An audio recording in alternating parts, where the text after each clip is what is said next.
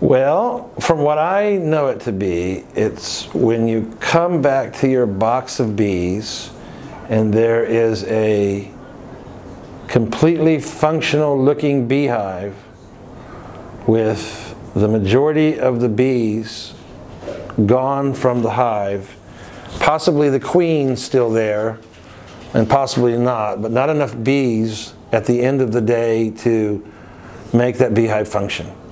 So there's not a bunch of dead bees in the box, which happens from some.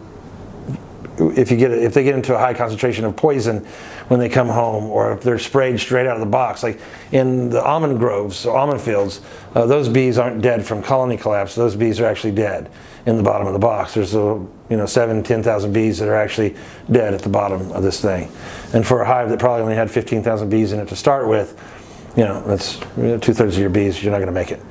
But that's not the case in colony collapse, from my understanding. From my understanding, colony collapse is everything just being gone, or the absconding of the entire hive, but a completely functional hive sitting there.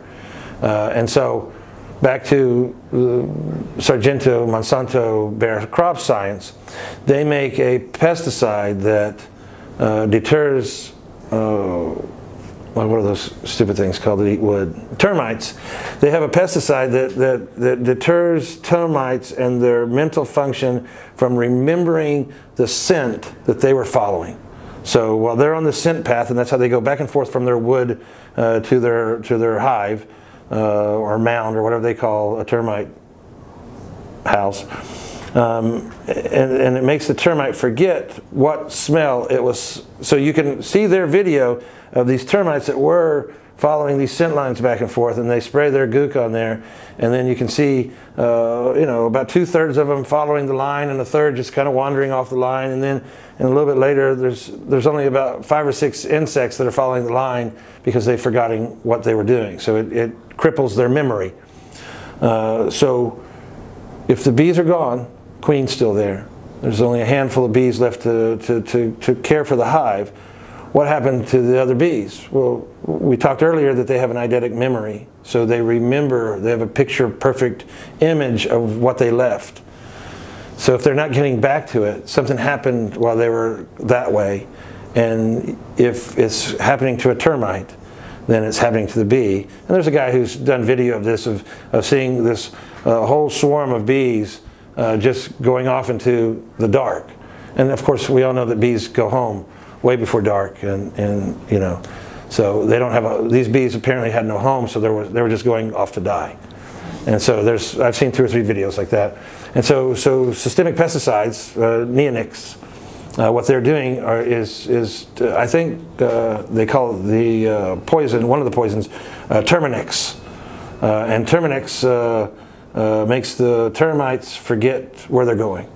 Well, if it's doing that to the termite, then surely it's doing that to the bee, or why would we have colony collapse? If the bees know through memory where home is, something has to be wiping out their memory for them not to be coming home. And if we have another toxin that they're saying, well, this is just for termites, that's like saying Jack Daniels. No, we'll go better, because Jack Daniels they're not my friend. Patron. That's like saying, if I do a shot of Patron, or no, let's get even better than that. Let's say we both drink a bottle of Patron, okay? Because you're different genetically than me, that's like saying, you're not going to enjoy your Patron. But we both know that if we're both having a bottle of Patron over a couple-hour period, we're going to have a lot of fun. And so genetically, our mind is going to be altered the same. So I'm pretty sure that the termite and the honeybee, their minds are being altered the same by these poisons, and if you ask me, 100%, that's the cause of colony collapse. Now, if you ask Monsanto, they'll tell you that there's a virus compounded by a fungus, compounded by a mite, compounded by this whole slurry. Yeah, and if you ask an alcoholic why he has scabs on his eyelids, or his eyebrows, he'll tell you that it itches up there. And if you know anything about skin and mites, you'd know that we all have this mite in our eyebrows called dumidite.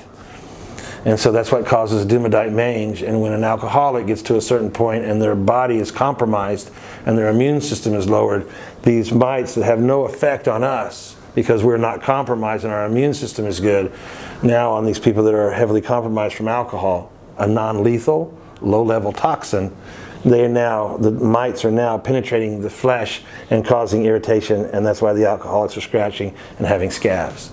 Because the mite is allowed to work because their system is compromised.